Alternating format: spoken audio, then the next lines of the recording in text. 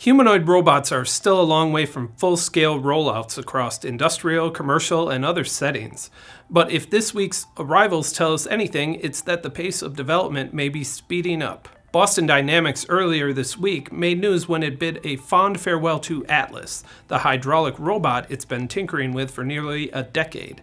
The company even assembled a send-off video full of clips of Atlas falling down. However, Boston Dynamics wasted almost no time in introducing its new all-electric version of Atlas. The new Atlas is already showing off a slightly unnerving amount of dexterity to go along with the ability to lift heavy and irregular-shaped objects, thanks to new gripper variations the company is trying out. The new Atlas will be tested by Hyundai, which has made an investment in Boston Dynamics in the hopes of, quote, building the next generation of automotive manufacturing capabilities. This week also saw Mobileye founder Amnon Shoshawa debut his new company, Menti Robotics, and its new humanoid robot, MentiBot. The company expects its end-to-end humanoid robot will be able to handle a wide spectrum of activities in both households and industrial warehouses, while responding to verbal commands helping to direct navigation, locomotion, scene understanding, object detection and localization,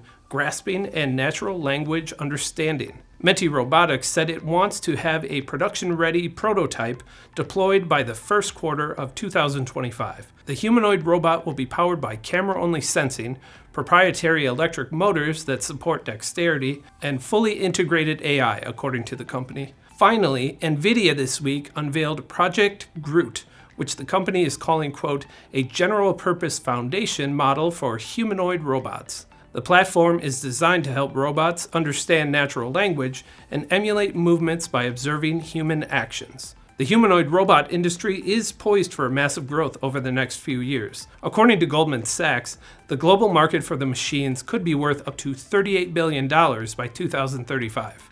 I'm Ben Munson, and this is Manufacturing Now.